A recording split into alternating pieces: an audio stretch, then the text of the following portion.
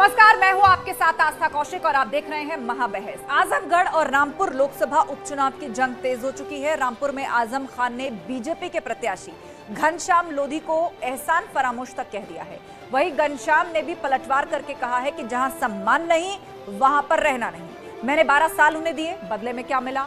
News 18 से खास बातचीत में जहां आजम ने इशारों में अखिलेश और शिवपाल की दूरियां मिटाने की कोशिश करने की बात कही है, वहीं यह कहना भी नहीं भूले कि इंतकाम की राजनीति ठीक नहीं। सत्ता और मौसम बदलते रहते हैं, तो सवाल यही कि क्या आजम के गढ़ में सेंध लगा पाएगी बीजेपी। इसी पर करेंगे चर्चा, लेकिन उससे पहले आप ये रिपोर्ट देखिए।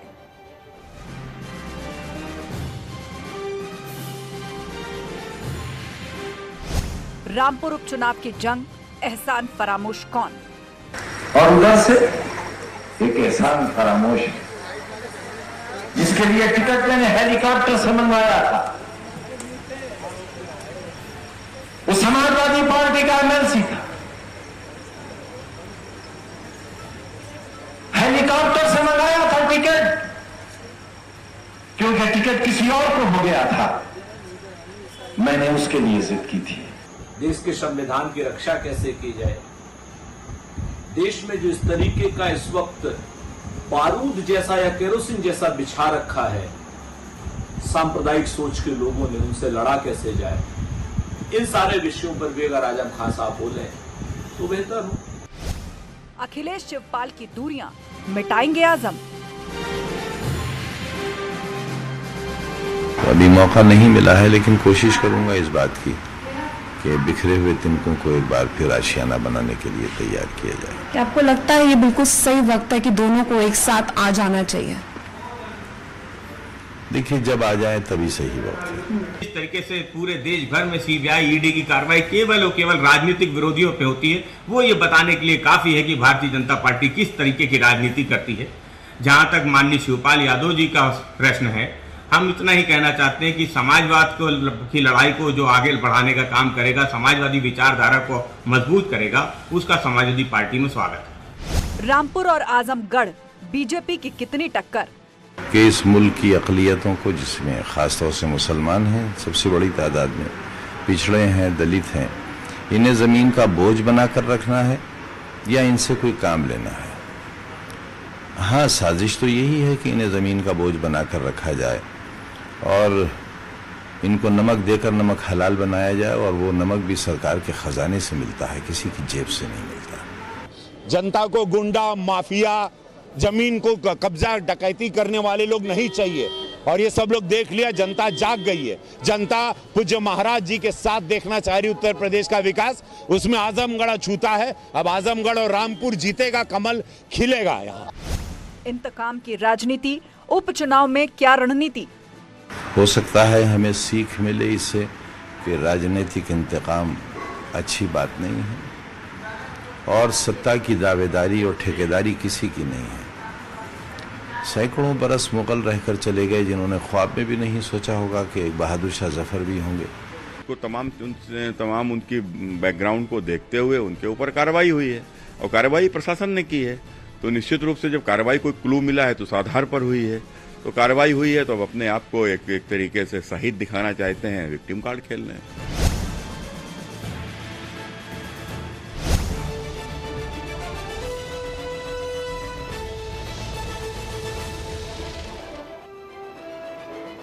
तो उपचुनाव की जंग, एहसान फरामोश कौन, और आजम खान के शब्दों का आखिर यहाँ पर मतलब क्या है? इस पर चर्चा के लिए पूरा गेस्ट पैनल हमारे साथ जुड़ चुका है। भाजपा का पक्ष रखने के लिए ओपी सिंह हमारे साथ हैं, मीसम जैदी समाजवादी पार्टी के समर्थक, वो हमारे साथ जुड़ चुके हैं। दीपक मिश्रा हैं, प्रवक्ता प्रसपा के, और साथ ही राजनीतिक विश्लेषक निरंजन पोद्दार भी हमारे साथ जुड़ चुके हैं। आप सभी का बहुत स्वागत है। तो ओपी सिंह जी, रामपुर और आजमगढ़ 2 जगह उपचुनाव होने जा रहा है, कैसी रणनीति है? और आजम खान साहब, ऐसा लग रहा है अब उनकी बातों से जैसे कहीं शिवपाल और अखिलेश को करीब लाने में वो एक सूत्रधार ना बन जाए। अगर ऐसा हुआ तो भाजपा की मुश्किल बढ़ जाएगी। जी आस्था जी, आजम खान जी की जो रणनीति है, जो राजनीति है, जो बड़बोलापन है, और इस चुनाव में जो आपने अभी बताया कि उन्होंने कहा कि मुसलमान और दलित ये कहीं बोझ न बन जाए, तो आजम खान तो पहले ही जो है रामपुर में गरीब मुसलमान और गरीब दलितों का 250 बीघा जमीन इन्होंने भूमाफिया के रूप में कब्जा कर लिया जवाहर विश्वविद्यालय के नाम पर, जिसको हाई कोर्ट ने अभी जिलाधिकारी रामपुर को आदेश दिया कि वो सारी जमीनों को जो है जिला प्रशासन अपने कब्जे में लिया और जिला प्रशासन ने अपने कब्जे में लिया। देखिए, आजम खां का बड़बोलापन किसी से छिपा नहीं है।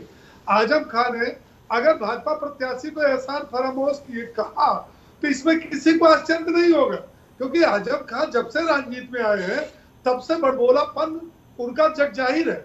ये वही आजम खां है जिन्होंने भारत माता को डायन कहा था, ये वही आजम खां है जिन्होंने जयप्रदा को भी एहसान फरामोश कहते हुए उनके अंग वस्त्र का कलर तक बताया। ये वही आजम खां है जिन्होंने ये कहा था कि मेरी सत्ता आने वाली है और यही अधिकारी हमारा जूता पालिश करेंगे। तो ये कोई बड़ी बात नहीं। एहसान फरामोश तो आजम खां है जिन्होंने जिन दलितों और मुसलमानों को कहते हैं कि हमने इनके वोट पर हम इधर बार विधायक और सांसद बने, उनको दिया क्या? उनकी जमीनों को इन्होंने जवाहर विश्वविद्यालय के नाम पर कब्जा कर लिया। तो एहसान फरामोश तो ये दूसरा कोई नहीं।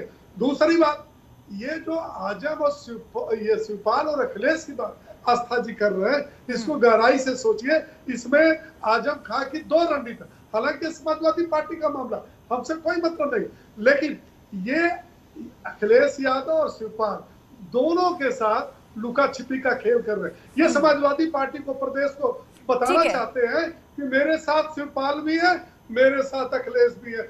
ये शो करना चाहते हैं कि मेरे बिना अखिलेश का भी अस्तित्व नहीं है और मेरे बिना शिवपाल का अस्तित्व नहीं। और जैसा रामपुर का चुनाव है वही हुआ, जो समाजवादी पार्टी की आदत है, आजम खां की आदत है। MY का नारा दिया है। यहाँ भारतीय जनता पार्टी सबका साथ, सबका विकास, सबका विश्वास के तहत रामपुर का विकास, आजमगढ़ का विकास, और जनता जानती है कि हम भारतीय जनता पार्टी के कैंडिडेट को चुनेंगे तो हमारा सर्वांगीण विकास होगा, वरना ठीक है ओपी सिंह जी, तो आप सबका साथ सबका विकास की रणनीति पर आगे चल रहे हैं, लेकिन दूसरी तरफ रामपुर वो जगह है जहां आजम खान का दबदबा रहा है। लगातार वो खुद यहां से 9 बार विधायक रह चुके हैं। मीसम जैदी हमारे साथ जुड़े हैं। मीसम जैदी, ये बताइए, एहसान फरामोश कौन है? यहाँ घनश्याम लोधी पर आरोप लगाए आजम खान ने, तो अब भाजपा ने पलटवार किया है कि आजम खान पहले खुद अपने गिरेबान में झांके और देखे कि उन्होंने किसके साथ एहसान फरामोशी की है, जिनसे वोट मांगते हैं उनके लिए किया क्या है।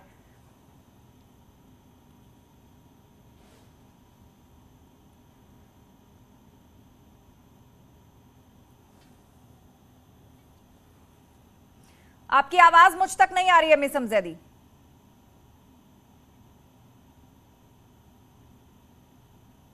तो लग रहा है फिलहाल कनेक्ट नहीं हो पा रहे मीसम जैदी, उनके पास हम चलेंगे, लेकिन उससे पहले दीपक मिश्रा जी, आप बताइए, यहाँ आजम खान इशारों में कह रहे हैं और जिससे अब निष्कर्ष ये निकाला जा रहा है कि वो शिवपाल यादव और अखिलेश यादव को करीब लेकर आएंगे। तो बताइए, बीते दिनों जो जंग आपने छेड़ी थी, तो क्या ये माना जाए कि अब पूर्ण विराम लगने वाला है, और वो भी इस तरह? अब देखिए, जो जंग हमारी थी, जो जंग लोहिया और जयप्रकाश की विरासत को बचाने की थी, उस जंग, वह जंग तो एक तरीके से सैद्धांतिक सूचिता का अभियान है। वो अभियान को चुनावी चीज़ों से अलग रखना चाहिए। वो हमारा एक सैद्धांतिक अकीदा है, एक विश्वास है। अब आइए यहाँ तक, जहाँ तक आजम साहब की शब्दावली की बात है, तो हम तो आजम साहब का इंतज़ार कर ही रहे हैं। जब वो विक्टिम थे, जेल में थे, तो मुझे लगता है कि श्रद्धेय शिवपाल सिंह जी के अलावा शायद ही कोई बड़ा नेता, यहाँ तक कि श्री अखिलेश जी भी उनसे खुलकर मिलने नहीं गए। सिर्फ शिवपाल जी गए और एक जनमानस में आजम खान का मुद्दा बनाया। तो जेल से निकलने के बाद तो उन्हें तो सबसे पहले शिवपाल जी के यहाँ के उन्हें धन्यवाद देना चाहिए था। खैर छोड़िए, हम लोग इन छोटी छोटी चीज़ों में नहीं अपने आप को उलझाते हैं। वो हमारा काम था, हमने किया। अगर आजम साहब चाहते हैं कि दोनों पक्ष एक हो, तो हम, मेरा दर खुला है, खुला ही रहेगा। वो दीपक जला है, जला ही रहेगा तुम्हारे लिए। लेकिन इसके लिए नरोवा कुंजरोवा में बोलने की जरूरत नहीं है। सीधे सपाट शब्दों में कहें और सीधे सपाट शब्दों में पहल करें। खैर, आज रामपुर और आजमगढ़ में समाजवादी पार्टी को लड़ना पड़ रहा है। यह है असली और प्रगतिशील समाजवादियों की उपेक्षा का परिणाम और उसकी परिणति। तो मैं एक बार बार कहना चाहूंगा, खैर चुनाव में कोई जीते कोई हारे, उससे बड़ा प्रश्न ये है आस्था जी, आप पत्रकारिता में हैं, सहाफत में हैं, सहाफी हैं, आपके एक एक शब्द को लाखों हजारों लोग देखते हैं। राजनीतिक में एक एक व्यक्ति जब बोलता है तो उसे हजारों लाखों लोग सुनते हैं। बड़ा नेता है बड़े लोग सुनते हैं, छोटा नेता है छोटे लोग सुनते हैं, लेकिन वो सामूहिक वक्तव्य हो जाता है, वहाँ चाहिए कि हर शब्द का सलीके से उच्चारण हो। आजम जी ने कहा कि भाजपा के जो प्रत्याशी हैं वो एहसान फरामोश हैं। भाजपा के प्रवक्ता ने उनकी आलोचना की और आलोचना करते हुए आजम साहब को भी एहसान फरामोश बोल दिया।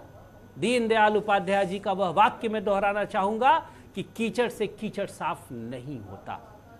शब्दों की गरिमा रखनी चाहिए, मर्यादाएं रखनी चाहिए, और अगर आजम साहब कोई पहल करना चाहते हैं तो उसका स्वागत है, लेकिन वह पहल दबदबा के नहीं होनी चाहिए, रुके छुपे नहीं होनी चाहिए, खुले तौर पे होनी चाहिए, नरोवा कुंजरोवा पद्धति में नहीं होनी चाहिए। हम उनका साथ देंगे।